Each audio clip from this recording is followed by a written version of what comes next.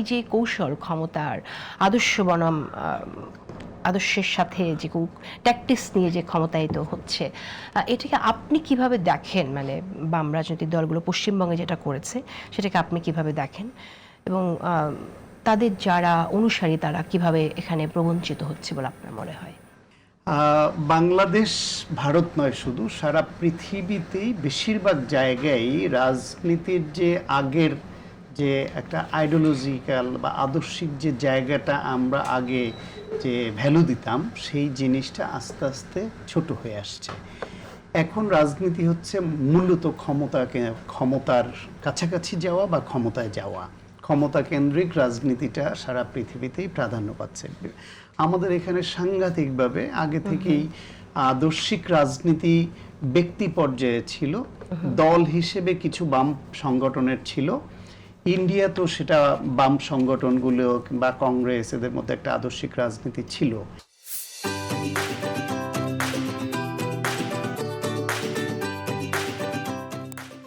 কিন্তু ধর্মভিত্তিক রাজনীতি বা গোষ্ঠীগত বিভিন্ন যে পাওয়ারফুল হয়ে ওঠা বিভিন্ন গোষ্ঠী, সেটা হওয়াতে মেরুকরণ চেঞ্জ হয়ে গেছে।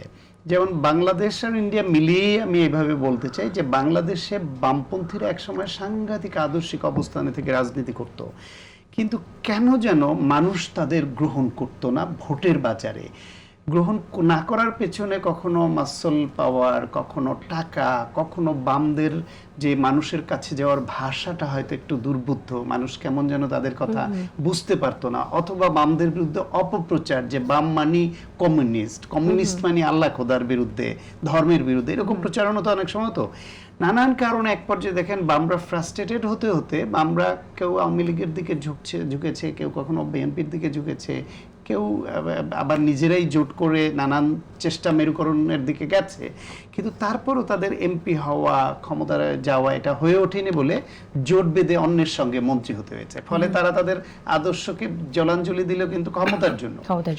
ঠিক ভারতেও বিশেষ করে পশ্চিমবঙ্গে এক সময় বামদের কিন্তু যথেষ্ট আধিপত্য ছিল এবং তারা দীর্ঘদিন রাজ্য শাসন করেছে। সেখান থেকে কংগ্রেসেরও এক সময় আধিপত্য ছিল। কংগ্রেস থেকে এক সময় যে তৃণমূল কংগ্রেস আসলো, তাদেরও আধিপত্য ছিল। বিজেপি ধর্মভিত্তিক রাজনীতি, হিন্দুত্ববাদকে পুঁজি করে যারা রাজনীতি করছে, তারা ভারতের কেন্দ্রীয় সরকারে তারা আসলেও রাজ্য হিসেবে সব জায়গায় তাদের আধিপত্য বিস্তার করতে কিন্তু পারেনি। অনেক জায়গায় কোথাও কংগ্রেস, কোথাও তৃণমূল, কোথাও অন্য বাম সংগঠনের কিন্তু ছিল বিভিন্ন জায়গায়। কিন্তু এইবার তারা টার্গেট করেছে আগে থেকেই যে কোনো উপায়ে পশ্চিমবঙ্গকে তাদের ক্যাপচার করতে হবে। তার কৌশল হিসেবে তারা বাংলাদেশের ফ্যাসিবাদের আমলের নির্বাচনগুলোতে কিছু কিছু সময় তো পুরো ভোটটাই কেটে তারা নিয়ে যেত বা রাতের ভোট করতো নানানভাবে, কিন্তু তার বাইরেও যেখানে আপাত দৃষ্টিতে সুষ্ঠু ভোট হয়েছে বলে দেখাতো, সেই জায়গায়ও তাদের রাষ্ট্রীয় সমস্ত বাহিনী, তাদের টাকা, তাদের যা যা লজিস্টিক্স আছে সব কিছুকে নির্বাচনের আগে ব্যবহার করতো তাদের পক্ষে ফ্লো তৈরি করবার জন্য। ঠিক একইভাবে পশ্চিমবঙ্গে এবার তাই হয়েছে। এখানে তৃণমূল কংগ্রেসের বিরুদ্ধে জেতার জন্য তারা সর্বশক্তি নিয়োগ করেছে। তারই একটা ইকুয়েশন হচ্ছে বাম এবং কংগ্রেসের কারো কারো মধ্যে এই ধারণাটা তারা গেঁথে দিতে পেরেছিল যে এবার রাম পরে বাম। এখন এবার রাম হলে পরের বামের ইকুয়েশনটা মিলালো কি করে তারা? বামরা এবং কংগ্রেস এখানে ক্ষয়িষ্ণু হতে হতে এমন অবস্থায় এসছে, তাদের চিন্তায় কারো কারো আসছে যে আমরা দীর্ঘদিন ধরে ক্ষমতার বাইরে। তৃণমূল কংগ্রেস, মমতা ব্যানার্জি 15 বছর ধরে এখানে রাজ্য শাসন করছে।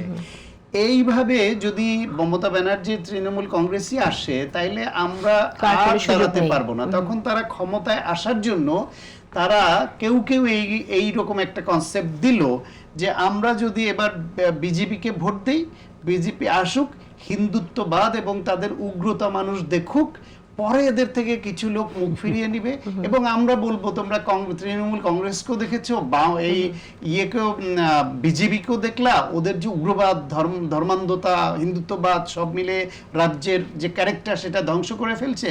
সুতরাং বামদের তখন পক্ষে মানুষ আবার ভোট দিবে এবং কংগ্রেস এবং বাম মিলেও তারা এগিয়ে যেতে পারে, এরকম ইকুয়েশন কারোর মধ্যে কাজ করেছে। কিন্তু আমার ধারণা, আমি যতটুকু কলকাতার রাজনীতি বা ওদের মন মানসিকতা বুঝতে পারি এবং বিজেপির রাজনীতির ধরন যতটুকু বুঝি, তাতে হচ্ছে বিজেপি গোটা ইন্ডিয়াকে একটা হিন্দুত্ববাদের স্লোগানের মধ্যে নিয়ে আসছে অনেক জায়গায়।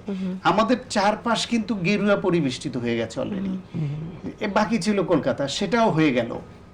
এবং এদের উগ্র কথা, হিন্দুত্ববাদ, ধর্মীয় উগ্রবাদ, এটা যেভাবে তারা নিয়েছে এবং তাদের টাকা এবং ধর্মীয় বিষয়টাকে যেভাবে তারা এগিয়ে নিচ্ছে, এই কলকাতায় রামরা একবার রাম রাজত্ব প্রতিষ্ঠা করে ফেলেছে, সেই রাজত্ব, রাম রাজত্ব থেকে আবার বাম রাজত্ব তারা করতে পারবে আবার। এটা অনেক অনেক শক্তি কঠিন সঞ্চয় একটা করে কল্পনা। যারা এটা করলো তারা মূলত ভুল পথে ড্রাইভেন হয়েছে বিজেপির টাকা বা প্রলোভনে। আমার ধারণা তারা ক্ষতিগ্রস্ত হলো, বরং তৃণমূল থাকলেই তাদের রাজনীতি করবার পরিবেশটা থাকবে। না, এখন আমাদের স্লোগানের সাথে যদি আমরা মিলিয়ে দেখি, যে বৈষম্য বিরোধী আন্দোলনের সময় যে স্লোগানটা আমরা শুনলাম, ক্ষমতা না জনতা, জনতা জনতা, ক্ষমতাকেই অনেকে বলে যে অনেকেই আসলে প্রাধান্য দিয়েছে।